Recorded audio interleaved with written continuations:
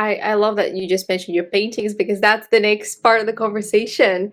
And that is a download I got when I was preparing the slides, is that the difference between the 3D art and the galactic art or multidimensional art is that 3D art is limited to the 3D world. So whatever you see, you can replicate it, or you get the inspiration from whatever is in front of you. Whereas the galactic art is kind of these downloads or these connections to the things that we cannot see or perceive with our senses, but we feel them, we know them, and they take us somewhere. They help us travel. It's like a portal that gets opened.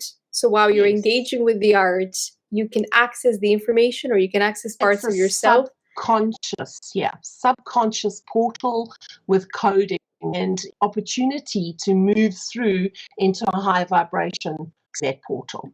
Yes, 100%. And your role is as the person that organizes these trips, these field trips to people who are ready to unlock more of their potential or heal a part of themselves that, they don't even know it's hurting, but it's calling for them. Pay attention to me. Take a look here. Journal about this. Absolutely. And if you have that painting up all the time, you will keep being drawn to it, Yeah, so I've picked 3 of your paintings, and I would love to hear more about the connection you have with them, or the messages behind them, or something that you want to say to anyone that's watching this video or listening to this conversation that comes across it, because every message, every art that comes into our life comes at the right time. So there must be something, for people 100%. To discover. So the first one is, the first portal is the portal to the Divine Feminine. This painting is all about empowerment.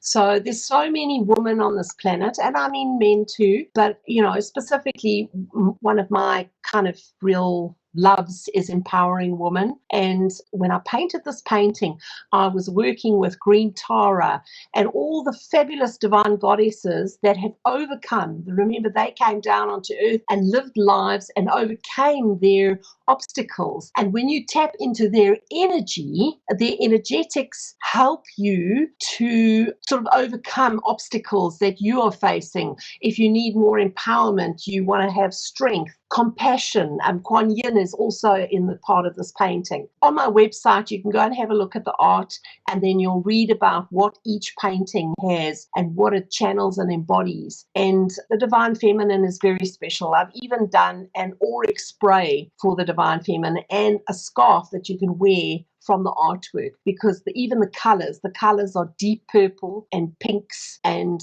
magenta, and that is all about the love vibration. But it's love of self, it's uplifting self, so that we see ourselves as goddesses who are able to withstand, say, criticism, that type, any kind of thing that is taking away from your goddess-like energy. And goddess doesn't mean to say that you're amazing and you're gorgeous or whatever. Some are like Kali. Kali, the goddess Kali, was strong and fearsome, and she licked the demons or the blood of her demons. She is portrayed in the Eastern philosophy as being really like ferocious, and because she kicked her demons down. And it's that energy that you tap into when you have a look at this painting and you access this painting. And a lot of the coding on this painting is it's subtle, and you look at it and you kind of go like, I don't understand it. But there is a portal within this painting. And if you look at this painting enough with the intention of connecting in with the goddess energy, you will access it. Yeah, and it's the Divine Feminine is the great protector. If you think about the Divine Feminine as the protector that protects the inner child, but also her children. And you can even compare it to Mother Nature. Mother Nature wants to protect its children. The Divine Feminine is that same energy that wants to be abundant, that wants to be protective, that wants to breathe life into things and protect that life. But what would be your advice to men tapping into their Divine Feminine? Because there's a Divine Masculine energy and Divine Feminine within all of us as well. And I think this is where we're kind of lacking some of that connection. It's all about the balance of the masculine and feminine. I'm pulling in a lot more masculine energy in this lifetime, so there's a lot more forcefulness going forward and that type of stuff. But the vulnerability without losing your strength, that is the secret, So it's I think for men, probably tapping into the more the vulnerable side without thinking that you're weak. When I did do this painting, there was a big correction in my attitude towards being, and I've had things happen to me in this lifetime to help me become more vulnerable without seeing it as being just weak.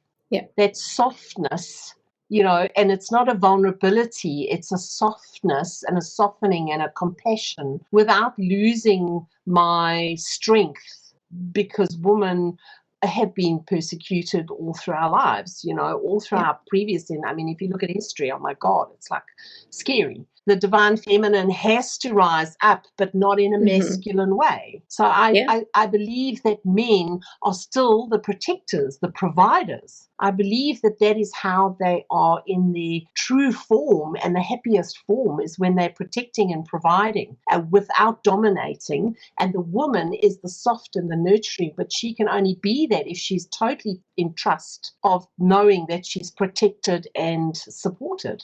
So many of the women today are trying to be in the masculine and trying to, I can do exactly what a man does, and I can meet you equal. And we're not, we're different, but we connect one another and we balance one another so beautifully without having to compete.